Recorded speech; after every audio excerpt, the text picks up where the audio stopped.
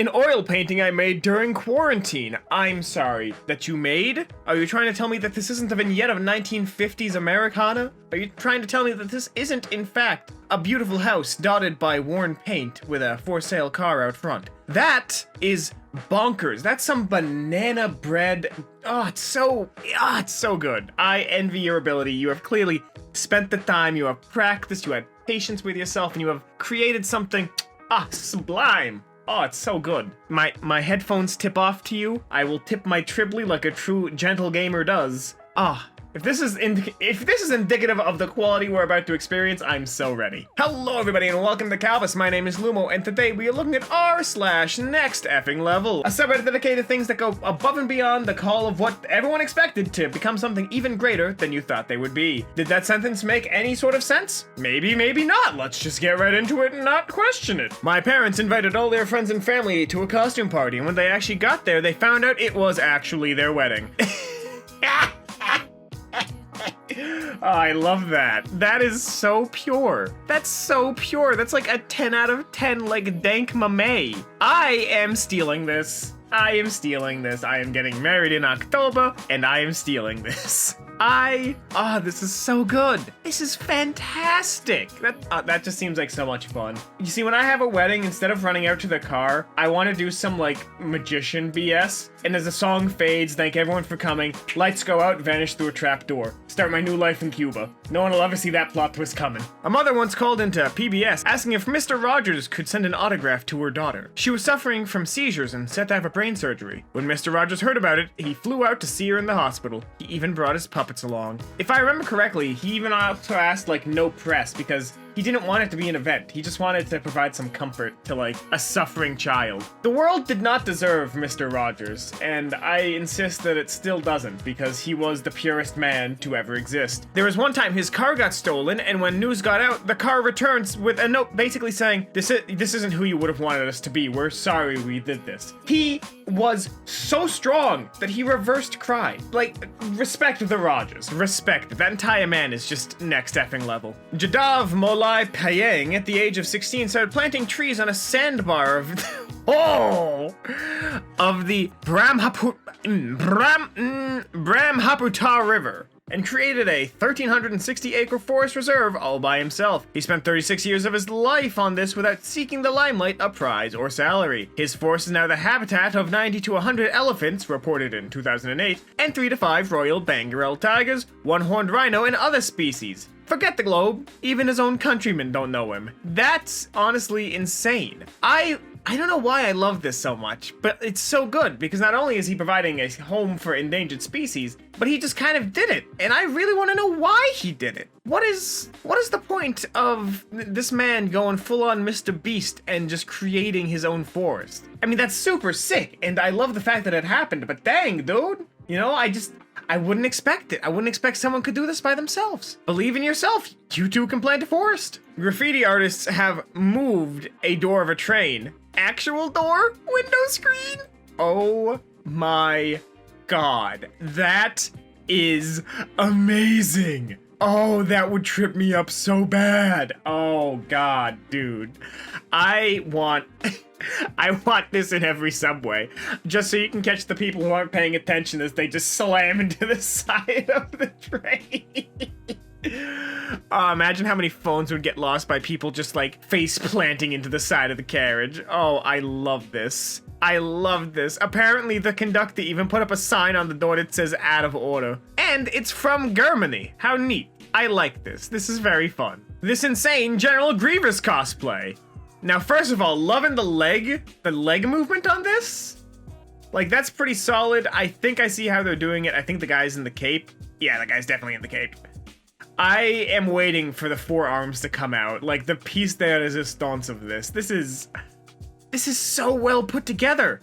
This is so well put together. Where's his head, though? Is it coming out of the chest? Is he, like, playing Call of the Duties? Please, Fortnite dance for me. This is amazing. This is so well done. Just the mechanical pieces in and of itself are just fantastic. And the fact that, like, he's even got the robotic parts, it's just bonkers. It's just bonkers. Cosplayers are just engineers who are dedicated to having fun. Let's be real about this. It's so good. This camping setup, that looks posh. I love that. How do you set it up? Is it just attached to the Jeep at all times? That's so cool. I love the fact that there's even a staircase that looks like it's made of metal. You didn't need to, but you did. I want to go camping in this. This seems really chill. And in my neck of the woods probably would be extremely chill because that doesn't seem like it has much insulation at all. It looks as if the butler spent hours erecting it. Laugh all you want, the Shaq brand has sold over 120 million pairs of affordable shoes for kids. There's a subreddit called Shaq Holding Things, and in this, I would like to imagine in this case, Shaq is holding prices down to make sure that millions can afford their shoes. I know people, for some odd reason, scoff at getting Walmart clothing. God knows some of the people in my life have definitely scoffed at me for wearing Walmart clothes, but like, I've never really been that well off. Like, thanks to Kalbus and my second job, this is the most well off I've been in years. You can ask Zen, I have lived in like borderline poverty for a huge chunk of the time he's known me. So like, I feel this. Having affordable options is super nice, and Shaq is an absolute god of a man for trying to make sure that his shoes remain affordable. So you know what, Shaq? Good on ya. Thanks for holding us. Two men led a team of 80 people, spent 5 years collecting 1.2 million golden orb spiders, milked them for their silk, and created the rarest textile on Earth, a golden silk cape. Okay, but why? But why though? There's a lot of questions I have. Like, this is NextF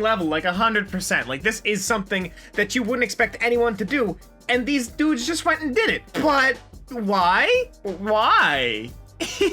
I don't understand the need for this. I love the top comment. Fascinating. Not the cape, rather the fact that 82 people wasted 5 years of their lives for this. That makes me feel better about being a couch potato during the pandemic, so thanks for posting. You love to see it. A Banksy mural.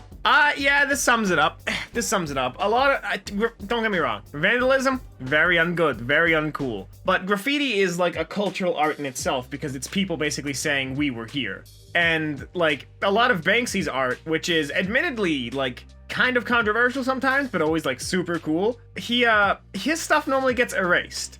So this is kind of a good, like, turnaround, like you were erasing the culture of people who came before you. That's how I'm interpreting this. That's the fun about art. To someone else, this could just mean the horses are getting sprayed with paint. You never know. But, yeah, no, Banksy is always next effing level. Dude's really solid. This trash collector with a 4.0 GPA who woke up at 4 a.m. to support his family is accepted into Harvard Law School. And that's what you call fantastic. I'm telling you guys, like, you can get a lot done early in the morning, and this dude supported his family early in the morning. That is fantastic. I hope that he gets a break now that he's in Harvard. Obviously, he's not going to take one. He's probably going to keep pushing. But you know what I mean? I hope he doesn't have to collect the garbage at 4 in the morning and can spend a little bit of time getting some extra rest to take care of his family and grades simultaneously. This brings me joy. This brings me a lot of joy. Dr. Amanda Hess was getting ready to give birth when she overheard that another expectant mother needed immediate attention because the baby was in distress. Knowing the on-call doctor was still on his way, she stepped in, delivered the baby, then went back to her room and gave birth to her own baby. That's power. That is power right there. I only have a secondhand experience because, as you guys might have guessed, I've never pushed out a baby nor produced the means to do so myself. So, all I know is that it's extremely painful, very distracting.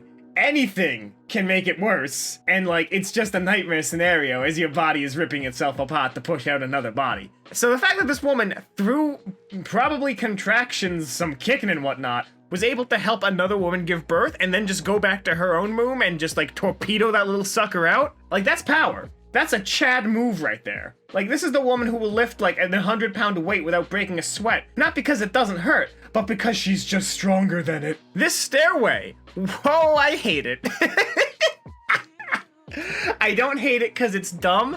I hate it because I can see myself walking just a little bit too far down the slope and sliding down. That's really cool artistically and architecturally. I really like it. It's kind of like how they lift the stairs up to make like a little seating room. It looks cool. I would fall down this thing in 6 degrees of freedom. Let me tell you what.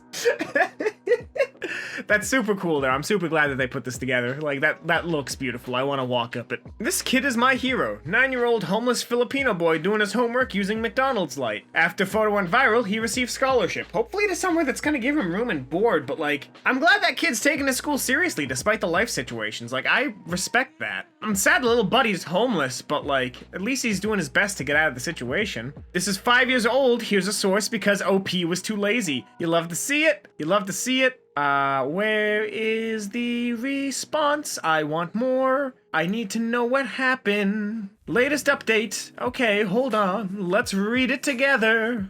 Okay, 4 years ago, he was studying on the pavement in front of McDonald's. Give me what's happening. Apparently, the Ronald McDonald House of Charities has been supporting him and providing him with his different school needs, such as an allowance, supplies, and uniform, and he has graduated elementary school. Now that is something you love to see. That brings joy. That brings joy that McDonald's basically is like, hey man, we got you back. I like that. I like that. That McDonald's got his back, and I hope they bought him a snack. 4 years ago, I was homeless, sleeping in my car, showering at the gym, wondering where my next meal would come from. Today, I'm officially a homeowner. Yeah, love to see it. Oh my god, that's so good. That's so good. I live to see people getting out of bad situations. I don't like that they're in them, and I don't think they would like that they're in them either, but I'm happy that they're getting out. This is fantastic. I love the top comment. You're still technically homeless. That thing is big enough to be classified as a hotel. Oh, I hope to have a house like that one day. That is amazing. Good for you.